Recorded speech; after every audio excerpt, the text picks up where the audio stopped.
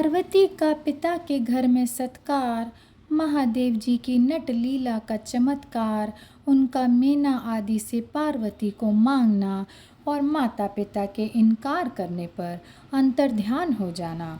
ब्रह्मा जी कहते हैं, नारद, भगवान शंकर के अपने स्थान को चले जाने पर सखियों सहित पार्वती जी भी अपने रूप को सफल करके महादेव जी का नाम लेती हुई पिताजी के घर चली गईं। पार्वती का आगमन सुनकर मीना और हिमाचल दिव्य रथ पर आरूढ़ हो हर्ष से विहल होकर उनकी आगवानी के लिए चले। पुरोहित, पुरवासी, अनेकानेक सखियां तथा अन्य सब संबंधी भी आ पहुँचे। पार्वती जी के सारे भाई मेनाक आदि बड़े हर्ष के साथ जय जयकार करते हुए उन्हें घर ले आने के लिए गए। इसी बीच में पार्वती अपने नगर के निकट आ गईं। नगर में प्रवेश करते समय शिवा देवी ने माता पिता को देखा, जो अत्यंत प्रसन्न और हर्ष से विहल चित्त होकर दौड़े चले आ रहे थे। उन्हें देखकर हर्ष से भरी हुई काली ने सखियों सहित प्रणाम किया।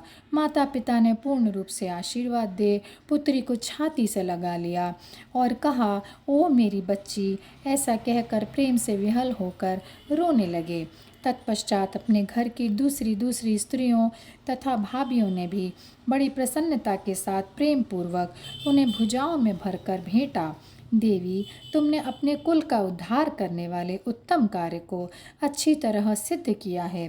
तुम्हारे सदाचरण से हम सब लोग पवित्र हो गए।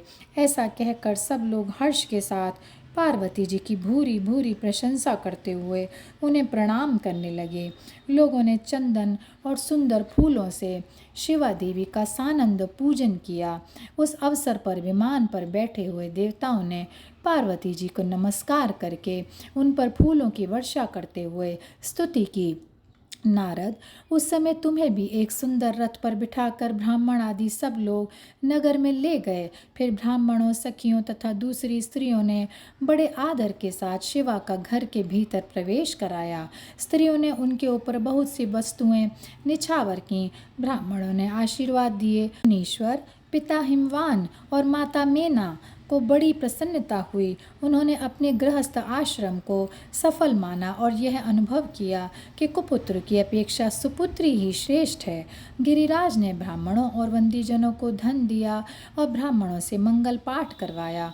मुने, इस प्रकार पार्वती जी के साथ हर्ष भरे माता पिता, भाई तथा भौजाइयाँ भी घर के आंगन में प्रसन्नता पूर्वक बैठीं। तदनंतर हिमवान प्रसन्न चित्त से सबका आदर सत्कार करके गंगा स्नान के लिए गए। इसी बीच में सुंदर लीला करने वाले भक्तवत्सल भगवान शंभु एक अच्छा नाचने वाला नट बनकर मेना के पास गए।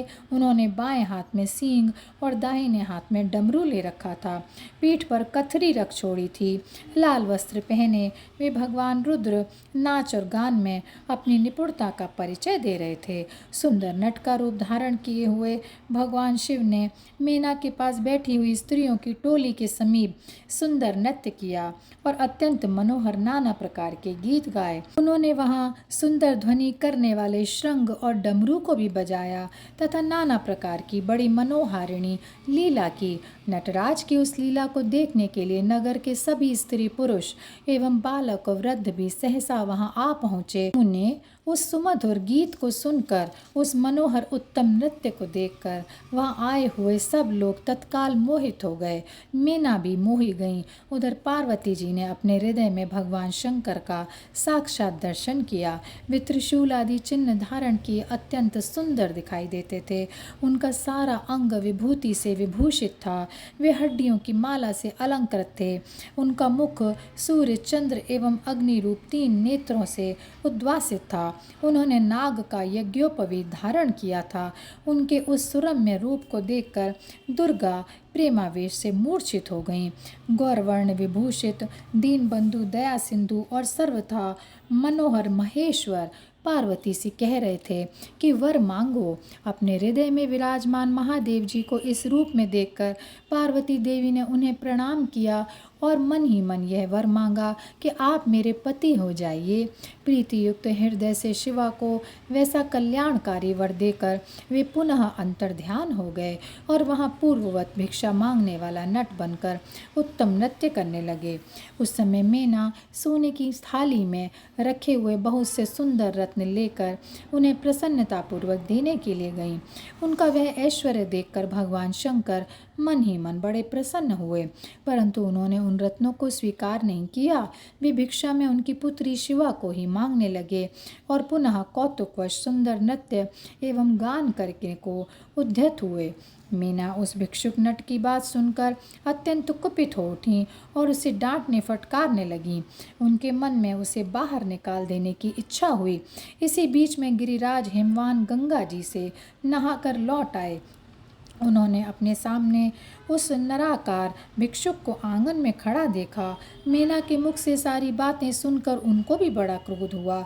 उन्होंने अपने सेवकों को आज्ञा दी कि इस नट को बाहर निकाल दो। मुनिश्रेष्ठ, वे नटराज विशालकाय अग्नि की भांति अपने उत्तम तेज से प्रज्वलित हो रहे थे। उन्हें छूना भी कठिन था, इसीलिए कोई भी उन्हें बाहर ना निकाल सका। तात फिर तो नाना प्रकार की लीलाओं में विशारद उन भिक्षु शिरोमणि ने शैलराज को अपना अनंत प्रभाव दिखाना आरंभ किया। हिमवान ने देखा भिक्षु ने वहाँ तत्काल ही भगवान विष्णु का रूप धारण कर लिया है। उनके मस्तक पर किरीट, कानों में कुंडल और शरीर पर पीत वस्त्र शोभा पाते हैं। उनके 4 भुजाएं हैं। हिमवान ने पूजा के समय गदाधारी श्री हरि को जो जो पुष्प आदि चढ़ाए थे वे सब उन्होंने भिक्षु के शरीर और मस्तक पर देखे। तत्पश्चात गिरिराज ने उन भिक्षु शिरोमणि को जगत सृष्टा चतुर्मुख ब्रह्मा के रूप में देखा। उनके शरीर का वर्ण लाल था और वे वैदिक सूक्त का पाठ कर रहे थे। तदनंतर शैलराज ने उन कौतुककारी नटराज को एक क्षण में जगत के नेत्र रूप सूर्य के आकार में देखा। तात इसके बाद वे महान अद्भुत रुद्र के रूप में दिखाई दिए। उनके साथ देवी पार्वती भी थीं। वे उत्तम तेज से संपन्न रमणीय रुद्र धीरे धीरे हंस रहे थे। फिर वे केवल तेजोमय रूप में दृष्टिगोचर हुए। उनका वह रूप निराकार, निरंजन, उपाधि शून्य, निरीह एवं अत्यंत अद्भुत था। इस प्रकार हिमवान ने उनके बहुत से रूप देखे। इससे उन्हें बड़ा विस्मय हुआ और वे तुरंत ही परमानंद में निमग्न हो गए। तदनंतर सुंदर लीला करने वाले उन भिक्षु शिरोमणि ने हिमवान और मीना से दुर्गा को ही भिक्षा के रूप में मांगा। दूसरी कोई वस्तु ग्रहण नहीं की, परंतु शिव की माया से मोहित होने के कारण शैलराज ने उनकी उस प्रार्थना को स्वीकार नहीं किया। फिर भिक्षु ने कोई वस्तु नहीं ली और वे वहाँ से अंतर्ध्यान हो गए। तब मीना और शैलराज को उत्तम ज्ञान हुआ और वे सोचने लगे, भगवान शिव हमें अपनी माया से छलकर अपने स्थान को चले गए। यह विचार कर उन दोनों की भगवान शिव में पराभक्ति हुई, जो महान मोक्ष की प्राप्ति कराने वाली, दिव्य तथा संपूर्ण आनंद प्रदान करने वाली है। और यहीं पर यह अध्याय समाप्त होता है। ओम नमः शिवाय, ओम नमः शिवाय, ओम नमः शिवाय। ओम नमः शिवाय, ओम नमः शिवाय, ओम नमः शिवाय, ओम नमः शिवाय,